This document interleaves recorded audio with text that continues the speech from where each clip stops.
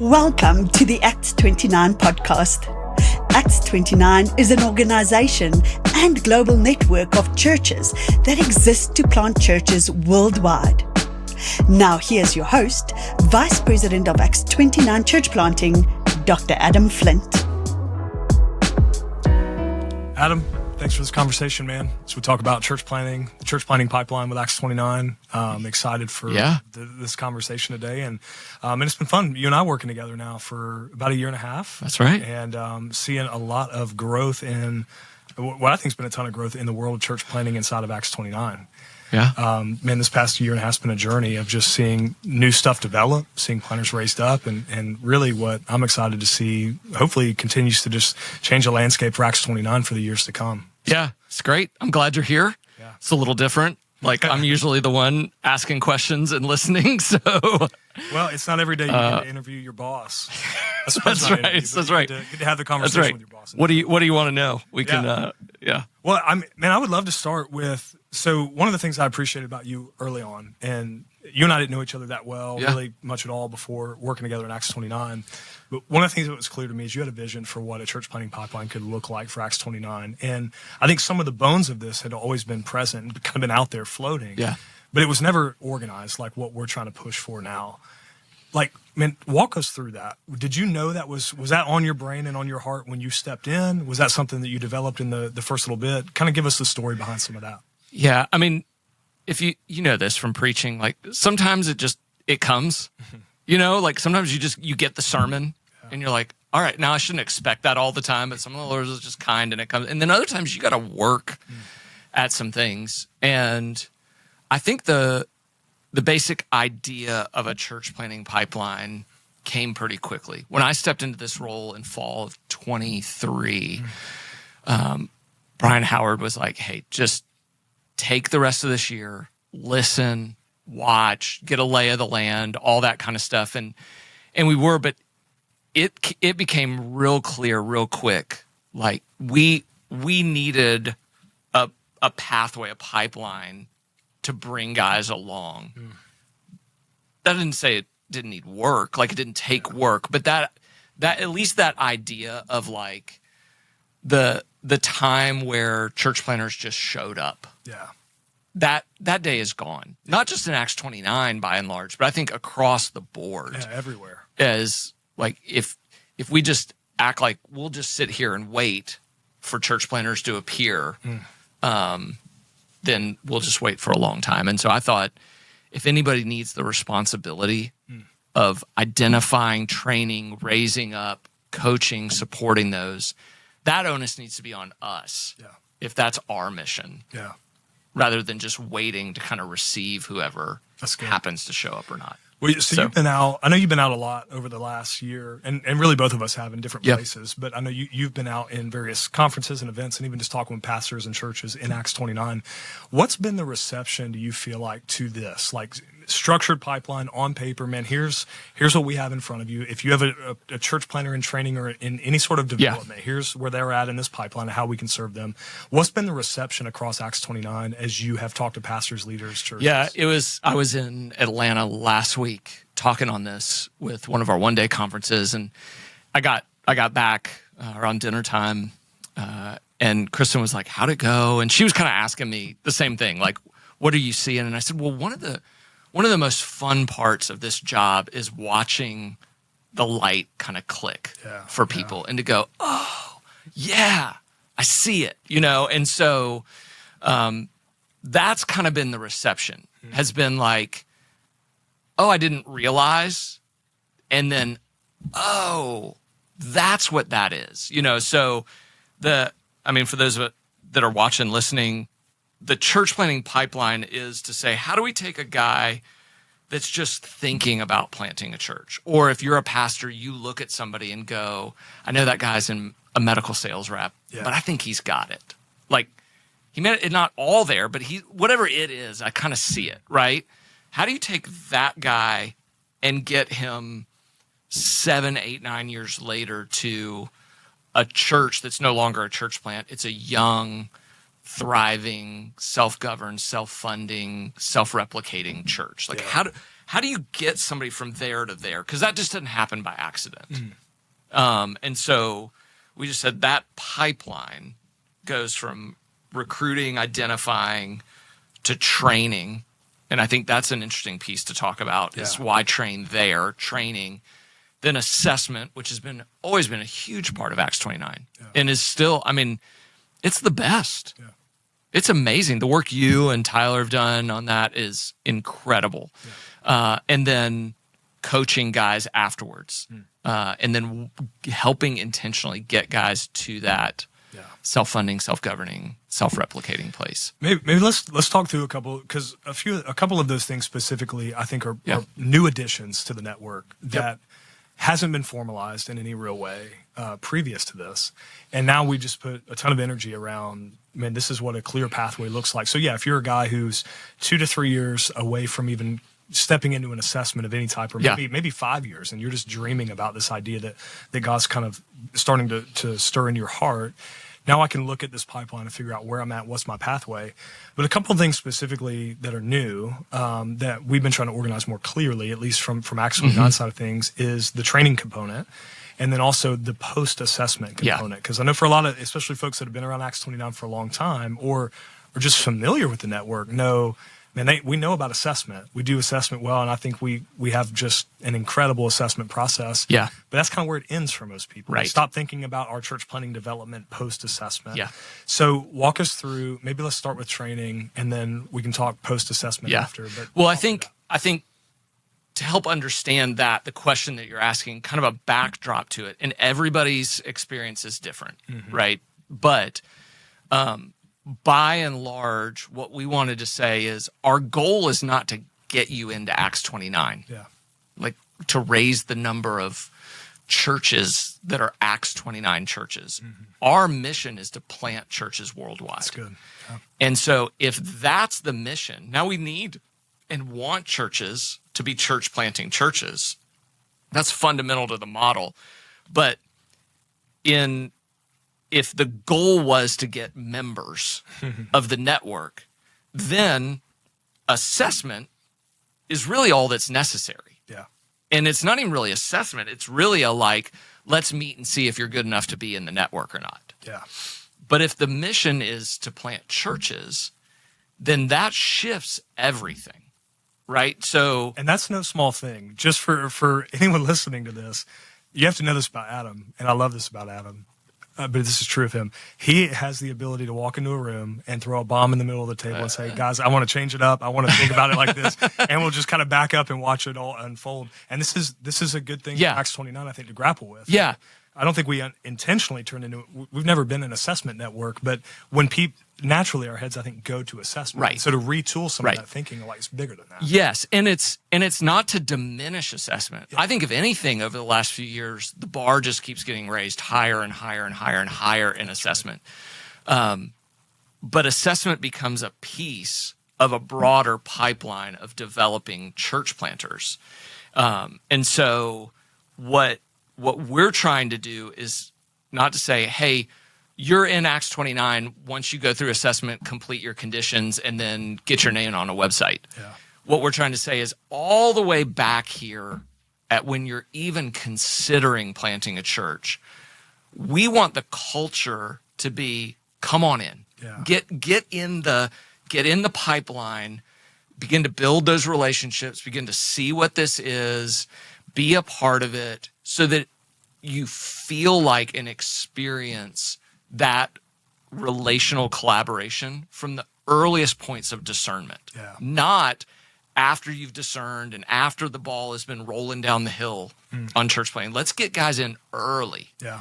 And so that idea of going from kind of assessment-centric to pipeline-centric is not just a process, but it really is a whole culture that we're trying to create in Acts 29 of, hey, we're a network on mission. Yeah. And the mission is planting churches, not just getting you in the membership thing. And that language of network on mission, I think, is so powerful. It really is powerful language, I think, for any Acts 29 pastor or church to get behind. Yep.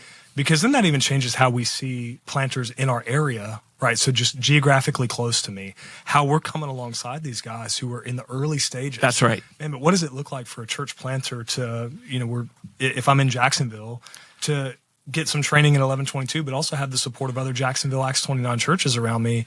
And when a network is thinking like that on mission, man, it's powerful. Yeah. It's powerful. Absolutely. One of the bits of language, I tell this to church planners all the time, especially when I first talk to them and they're kind of stepping in with us.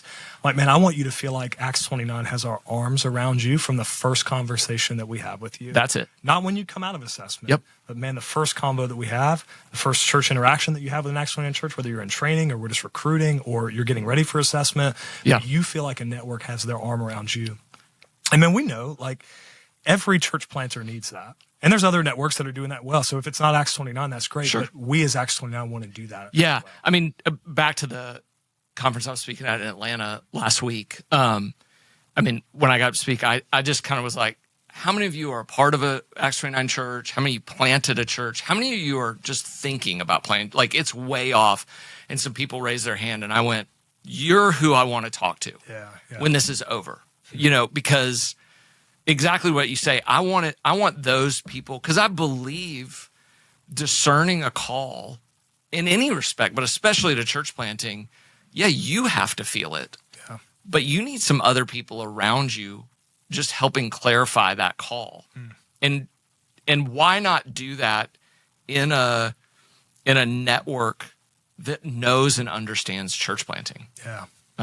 And so we want to pull those people in. You asked about training stuff. Yeah, we've got a couple of tools that we've been developing in Acts 29 for this end, right? Why don't you walk us through those and we can kind of flesh out the differences between those two specific tools? So if you think kind of recruiting, training, assessing, coaching, we developed a tool, 6 months ago, 9 months ago, called the apprenticeship. And it kind of sits somewhere in that recruiting, identifying, training world. It's kind of over there at the very front end of the pipeline. And the goal of that is to clarify a call to church planting. I tell people all the time, it's not to train you to church plant. Right. Like, we're not trying to give you all the skills and get you ready to plant church. We're just getting, are you called or not? Yeah. And we use our core competencies, and they kind of work module by module. And the idea is just to get exposure to church planting. There's some videos to watch, some things to read, interactions, conversations to have, things like that. But you could do that while you still have your day job, you're teaching school or, working construction or whatever you're doing. I ran into a guy the other day, actually, in my town. Yeah. My family and I, every Saturday, we go to a coffee shop in our town.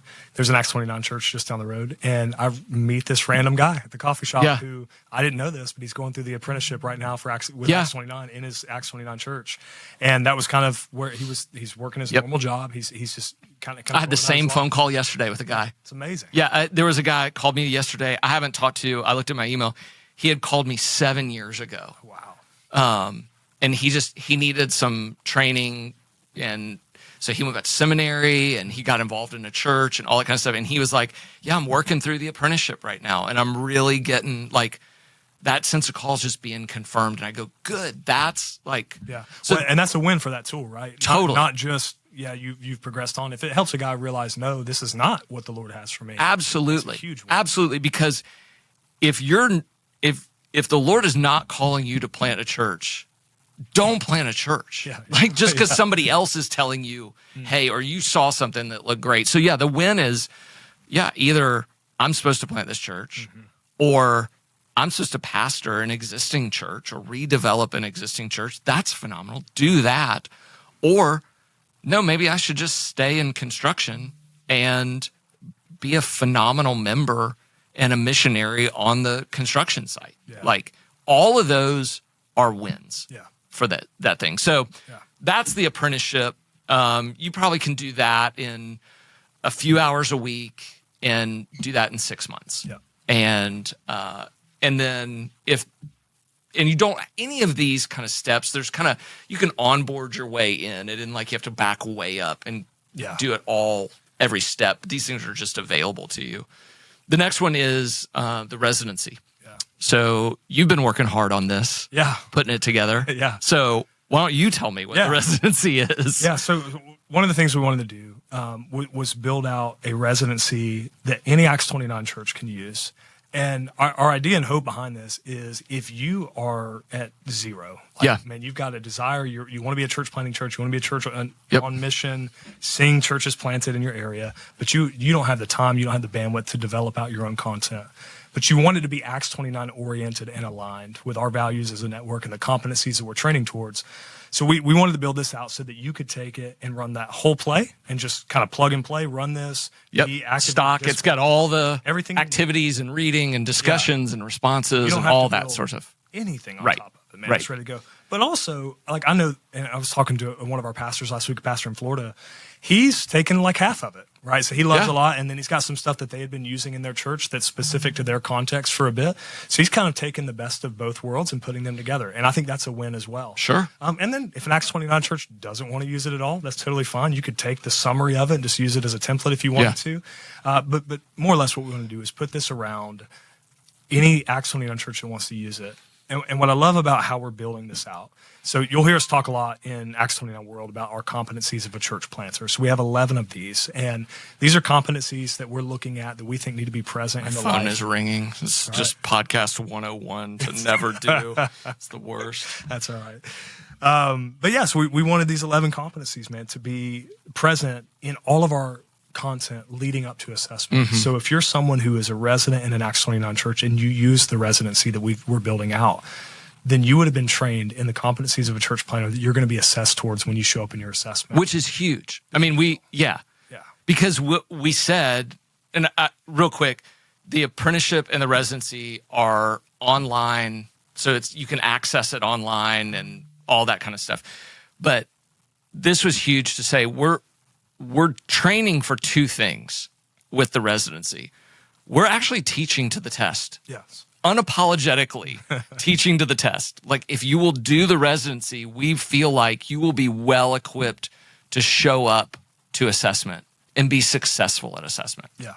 Right? Like the last thing we want is for somebody to show up unprepared, unready, surprised. Like that doesn't benefit anybody. Yeah. To just roll up. Yeah. When they show up to assessment, my hope is that this would not be the first time this language is used for them, right? They're familiar with these competencies. Yeah. When we're talking about it, they're like, oh, yeah, I remember this from my residency. Yeah, and there's activities and projects and things that you're working on that you literally cut and paste into assessment. Yeah. And if the pitch that I told this to a few pastors over the last month, my pitch to them is, man, if you do use this residency, by the time your planter comes to assessment, they will have done everything they need to prepare for that assessment. Yeah. So they're getting, like, we're asking to come into an assessment, you've got to have your evangelism strategy, right? What is it going to look like for your church to be a missional church plant that sees new people reach with the gospel? Yeah. Okay. So you're going to develop that strategy in your residency. So, man, when I'm coming to assessment, all I'm doing is presenting to you the ideas that I've been working on for months prior to this. And working on with my mentor. Yes. So you have other sets of eyes that are already there that hopefully are like, you're ready to move on. Yes. Or hold on, you're not ready. Yes. So that by the time you get to assessment, you're not being told not ready. That's right. Like it just is it's a kind of a catch. But in the residency, so it's our core competencies. Each one of those competencies forms a module. Yeah. And then within each module, we're basically doing head, heart, and hands. That's right. So take preaching, for example. Mm-hmm. Like there's some things we need to learn about preaching. Mm-hmm. So maybe you need to read Brian Chappell's Christ-Centered Preaching or whatever. You know, there's some books or videos or things you need to just learn about what preaching is. So that's head. Heart is, what are some things that you need to deal with in you? Mm-hmm. Like the example I always use, why do you want to preach so badly? Yeah. Or why are you so afraid of preaching? Like both of those are heart issues that you need to sort out before you plant a church. Yeah.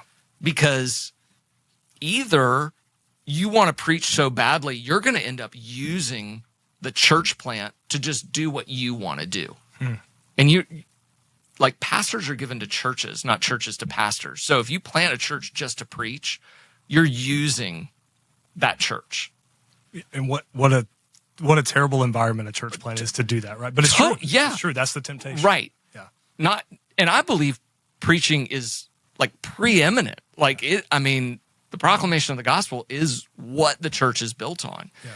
But the flip side is true too. Like if you're so scared of preaching, what is it in you? Like why can you not walk in the confidence of God's Spirit at work in you and the gifting in you? So you need to sort those things out. That's hard. And then hands, what are just some practical things you need to do? Like, do you have enough reps preaching? Yeah. Has anybody ever really gone over multiple sermons with you in detail and broken down game film with you? Can I get on we can get on a soapbox about that. We won't today. But I tell Acts 29 churches often, like, you are doing a disservice to your resident if they don't have any preaching reps. Right. But then they're going to go plant a church, and they're going to be the chief communicator in that church. And the chief preacher in that church. And you just have to hope that the core team is going to be willing to kind of work that out together. I remember when I planted in 2010, I planted an Acts 29 church, and some of my good friends from college who hadn't seen, and we just ended up living in the same neighborhood, years later. And I remember they became a part of our core team and all that sort of stuff. And then it came time to launch. And I remember Karen telling Dave, her husband, we haven't heard Adam preach. I hope he can preach. Hopefully it doesn't fall apart. Right. But I mean, she was joking, but she was serious. Mm-hmm. Like that is part of the means of grace that God uses. And so, yeah. Well, to your point in a residency, like, that's the hands piece in a lot of stuff. Right. Because it's not just preaching, right? No. Over the years now, how many guys that have I seen that are now going to be elders in this church plant? They're going to be probably a first among equals in most cases, who've never sat in an elder meeting before. Right. And that's the hands piece that you're talking about. It's so neat. And there's some big things like that. And then there's things like, do you have a discipleship plan? Yeah. Do you have an evangelism strategy? Have you thought about worship services? Some guys have never done a funeral or a wedding. Yeah. Funerals come out of the blue. Mm-hmm. Like, if you're planting a church, you're going to have to do funerals. Yeah. Like, you got to be ready. So we put some things in there to help prepare guys for things like that. A prospectus, a website, getting incorporated. Things like that are all a part of that residency in that hands piece. So head, heart, hands is what we're doing. And we believe that, and we did it around modules, not around a time frame. Yeah. So it isn't like 12 modules, 12 months. It could be, but you can kind of expand it and contract it. Yeah, we're working on a guide for that, because I think probably the best context is going to be a 12-month, an 18-month, a 24, most likely for most people. Right. But it is heavy, and depending on, and this is how we wanted to make it adaptable, because, man, you may have a resident that's full-time in their church, and that's all they're focused on. Right. And so they can knock this out in a year. They can do all the modules. But, man, that's not the case all over the place, especially if you're in a residency in a church plant. You may be 10 hours a week in your church, and have some other things that you have to do. So we wanted to make it adaptable enough so that, man, if you're giving all your time to it or just a part of your time to it, you've got some flexibility with how. And there's some things that guys can blow through. Yeah. And then other things where you're just going to have to sit in it for a minute. Mm-hmm. And so, yeah. Yeah, I'm thrilled with it. I'm excited about where we're at. I think it's going to be tremendous. I'm putting a couple guys through it right now. Yeah, you've been on test case. We're guinea pigging it, and it's been great. So, the way it's set up and it works really well is, like, the guys going through it, the residents can kind of work at their own pace because it's online. All that stuff lives on our Equip platform. So they can kind of day in, day out be working through it and know they can look across the whole module and think, okay, here's what I need to do and budget my time and all that. And then I, as their mentor, their pastor in the process, I don't have to manage it like that. Yeah. It's all there for them. And part of that is, can you self-manage something? Like, if you have to have somebody hold your hand then how are you ever going to start a church? Right. Right. But then what I get to do is come along and dig in on some of the meaty parts with them and press in on a few things along the way. You know. Well, I'm excited to see. I'm excited to see what it looks like, especially with your guys as they've been the guinea pigs for us. What this is going to look like by the time they get to assessment, watching them having prepared everything, coming in, being exposed to these competencies, thinking about their plan through that lens. I can't help but think it's just going to benefit these guys greatly as they get ready. I do too. And again, I think, you said this, you don't have to use this. Like, we're not mandating the apprenticeship and the residency. Like, guys may come in ready and they don't need that. Maybe they've been in a church plant for a long time, or they've been a pastor. And they don't need, that's okay. Yeah. We just didn't want to assume, back to the earlier thing, we just didn't want to assume guys were going to show up ready. Yeah. Or we didn't want to assume that churches in the network had the bandwidth or the knowledge or the experience. Like, Paul that's developing us, he's amazing. Oh, yeah. Like, that guy knows a ton. Absolutely. And his brain just works that way, and it's incredible. But not everybody has a Paul. Yeah. You know, and so I think it's one of the benefits of being a part of a network is here's some real substance that you don't have to recreate and spend hundreds of thousands of dollars building out and maintaining and improving. Well, and to that end, one of the things that's exciting me, I think, across Acts 29 right now is to see people really think about that training piece. Because you alluded to it earlier. We've kind of tapped out the student pastors who are up and coming. Like, so if we are going to be a network on mission, if we're going to see churches planted that are going to reach people with the gospel, we've got to start to take this training piece so seriously. Like, it's got to happen. And the best place for that to happen is in the local church, whether it's our tools, your own tools, whoever's, doesn't matter. But our hope at the end of the day is that, man, all of us collectively as church leaders are thinking about how are we raising up the next generation of planters. And one of the things we wanted to do in the pipeline as a whole is develop this framework in a way that's contextualizable. So that, like, the bones of it, like, you may need to work out the pieces down deep, but like the recruiting, the training, the assessing, the coaching, that's transferable across the world. Yeah, which we're facing right now, right? Totally. I mean, we're seeing that apply. Absolutely, globally. Yeah. But the training piece ahead of assessment is unique and new, at least in the Western context, Acts 29, U.S., North America. There used to be a lot of a training that kind of came after. Like, once you got in, quote unquote, into the network, then there were some things. And one of the things that I saw from 10 or 15 years of spending a lot of time overseas was I saw contexts like Africa, Asia, Latin America, where they were further along in not being able to assume. And what they were doing was they were training guys before they showed up at assessment. And I just thought, they're ahead of us. Yeah. We're going to have to pay attention to that in the season to come. And so really that's where it was birthed out of. And it's another reason why being a part of a network is so good, is because you get to see what's happening in other places in the world and benefit from that. Yeah. I had that same conversation with some Acts 29 pastors in England a couple of years ago. And I just left that trip and I told them the last day, I was like, we're learning from you right now. Right. We're learning from you how to pull this into our context in the States. Yeah. And it's fun because we're synchronizing this pipeline across Acts 29. This is not just a U.S. thing, right? Right. This is a global thing that we're trying to make sure in Acts 29, we're all kind of running this same play. And so it's cool to see that actually come to. Yeah, it's fun. I mean, we just recently hired Alex Alejandro Urea and brought him on. The man of so many talents. Oh my gosh.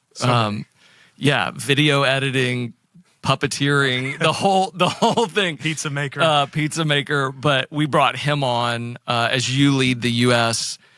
We brought him on the global side to kind of lead the church planting pipeline. And so I'm really excited about, as you guys work together, seeing those pieces be put in place. Yeah. And so we're all kind of running the same direction, the same playbook in this whole thing. That's good. So training. So we've got recruiting, training, and then we get to assessment. Yep. You want to add anything onto that piece? I think Acts 29 folks are familiar with our assessment. Yeah, one of the things that we've talked about, and it's a culture thing for us is we didn't want assessment to be primarily like an exam that you showed up to wondering and stressed, am I good enough to pass it and get into the club? Like, Yes. what we wanted was, here's a group of experienced church planners and their wives who are going to come around people that are dreaming about planting and look into their life and their ministry from a different angle, like tack at it around that maybe, your church has been too close to see or didn't know to look or ask or dig, and to surface some areas of real strength and gifting and God's grace that has been breathed on your life and ministry, and affirm and identify those. And then to say, these are not necessarily, if there's areas of failure or disqualification, we'll point those out. But to say, hey, I think God, you could still work in this area. You could grow in this, and your church would be healthy and thrive, and your marriage and your kids would do well. And so we wanted the culture of assessment to not lower the standards, but raise this sense of like, here's a group of people that I've been a part of, that are for me, that want me to win, that want this church to thrive to 10 years or more. And I feel that in them coming around me in this, 72 hours of assessment or whatever. Yeah. So, yeah, I agree. And I think what's funny about assessment, a lot of Acts 29 pastors that have been around for a while, all they remember is whatever their assessment experience was. And yep. We've been tinkering with assessment over the past few years, and I think in some really helpful ways to try to get us to where I think the assessment process just need a little updating. So like one thing that stands out in my mind that some folks may not realize that we did, we scrapped live preaching from assessment. Yes. Which I think is great that we did it. I was terrified to make that decision. Yeah. Though, because I was like, man, this is like the thing. But we didn't scrap preaching from assessment. That's exactly right. So I think we actually made it better. Yeah. So instead, these guys are uploading videos now in their context on a Sunday morning, and we bring in someone that specifically assesses their preaching. And the reason why we made that move was because, and this conversation was all kind of happening network-wide at the same time. Like, we know we want to plant churches. All of us are in ministry because we want to see people come to faith in Jesus. We want to see people go from death to life. That's why we're planting churches. That's right. And so we realized, like, man, in our assessment, we need to have that conversation. We want to plant churches that are not just, like, we understand there's going to be transfer growth that happens in a church plant. That's totally fine. But we also want to make sure that we have an eye on how are we reaching people with the gospel in our city, in our context, where the Lord is placing these churches. So that's one thing. When we kind of changed how we're assessing preaching, it made time available for some of this. So we're looking at that. And the other piece that I love about it is, I've been assessed, I've been in assessments. That, like, stand up and give a sermonette in an assessment environment is not an accurate representation. It's terrible. Of how you normally preach. Yeah. You're either trying to come with your like sugar stick 10 minutes or it's so awkward because you don't have a context and a framework and a people. And so to watch somebody preach in their kind of native environment, like, this is just how you do it, and then you uploaded one example of what's indicative of everything else you do, I think gives a way better representation of who you are as a preacher. Yeah, and than 10 I think minutes. We're serving the guys better now, right? Yeah. Like, it's such a better, because you could easily fall back on. Yep. And it's true. Like, this is a forced context. Now I'm getting a better assessment, evaluation of my preaching. Yes. Yeah. But then also, now you're looking at all this other stuff that we have time for. Right. And so, I'm thrilled with where we're at with assessment right now. I think I couldn't be anything other than excited about it. Yeah, I think if your memory or image of assessment is pre-COVID, you will be thrilled at how far it's come. And I would also just say, be careful, like, talking about assessment because it's been developed and grown so much in really positive ways. Really positive, yeah. Yes. And I love that. If there was an area that Acts 29 could have settled on and been like, it's good. Yeah. It could have been assessment. Yeah. And I love that you and Tyler and others have continued to press as things have changed and developed in our culture and in church and in the network to say these things need to shift in order to be. And you're right. And so much of that too is I think what really is wonderful. We just had an assessment last week, so I've been thinking about this. I think the maturation of the network is really on display in our assessment, because really what makes assessment so special in Acts 29 are the assessors that are doing the work. Yep. And, it's not lost on me that we're sitting here how many years into Acts 29? Yeah. And so I tell planters, I'm like, man, the fact that you all, these couples, get to have a collective decades of church planting experience sit around you for 2.5 days and be willing to spend that time with you makes it so sweet and so special and so rich, such a rich time. And so I think that shows the maturation of the network. Yeah. We've got seasoned church planters now who are saying, man, here's what I see in you. Here's the things that we struggled in. And now I'm on the lookout for that as I assess you. And so it's made it that much better. Yeah.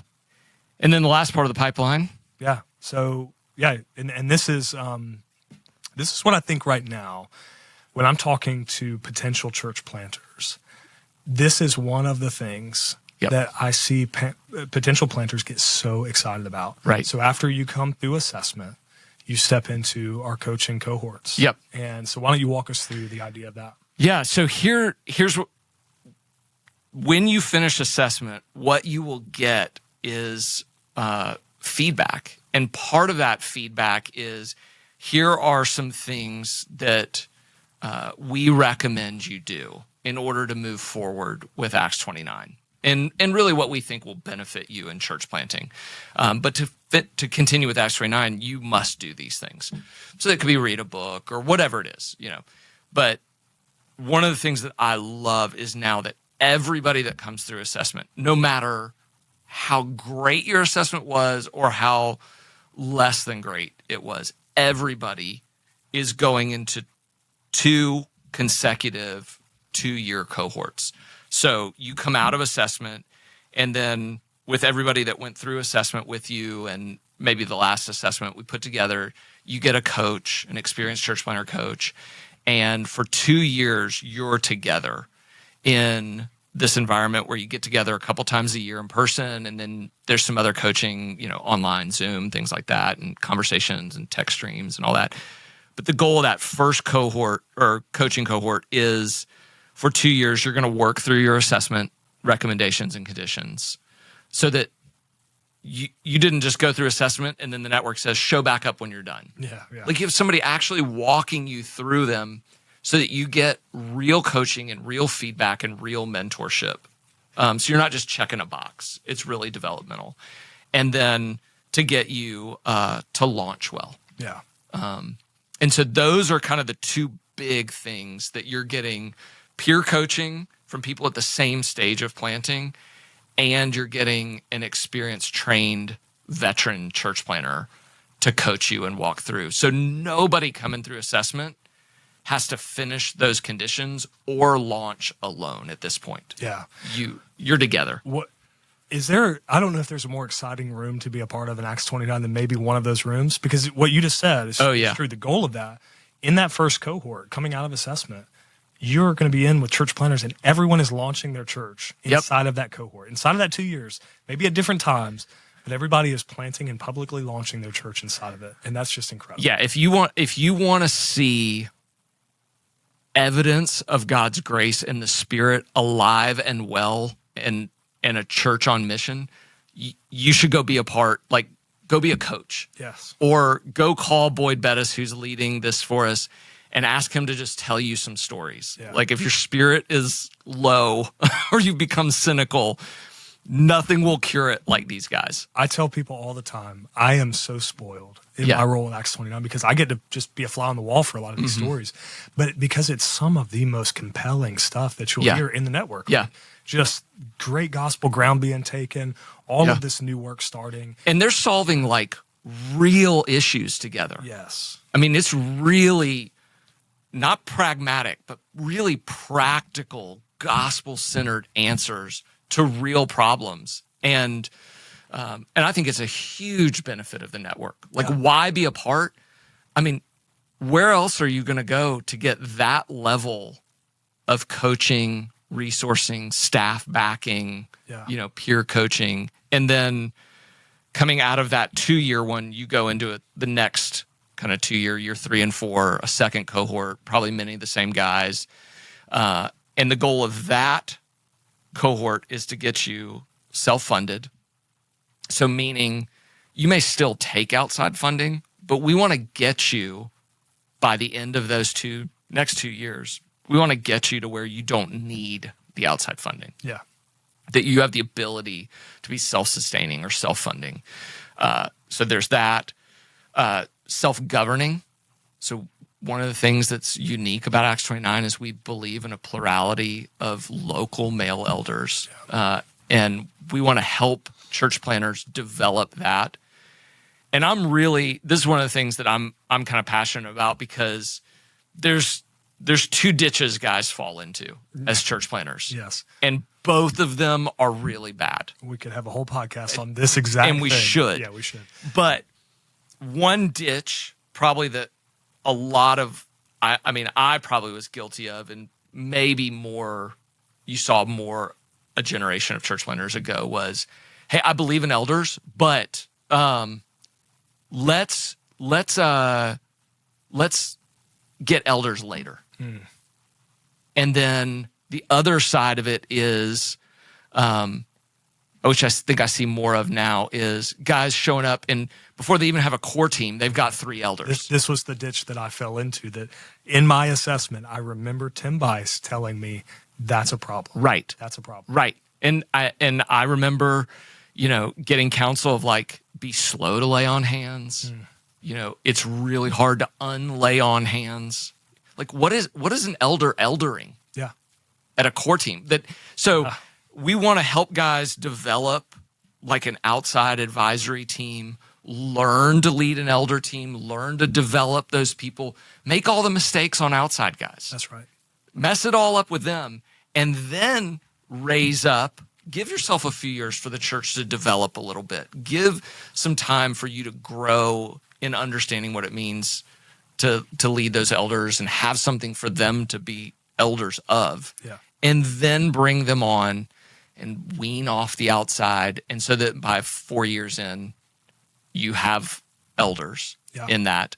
And then the last one, so self-funding, self-governing, and self-replicating. Yeah. The ability to be in the church planting game. Whether you're raising up and sending out a guy, or you're helping fund and partner with a guy, something like that. And and then at that point, we would hopefully kind of graduate you out of church plant pipeline. And you're just a young, healthy church that can send a guy back to the beginning and run the playthrough. Yeah, so really what you just described is from basically years 0 to 4 and 5, there's a plan for you here. Right. There's a plan for you. Right. You're going to be in the trenches with other guys who are doing the same thing. Their context may look a little bit different, but I think one of the things that's been really wonderful about these cohorts so far, no matter what the context is, I was thinking just a week ago, 2 weeks ago, there was a cohort meeting, and you have a planter in Alaska and New York City. Couldn't be any more different contexts. Right? Yeah.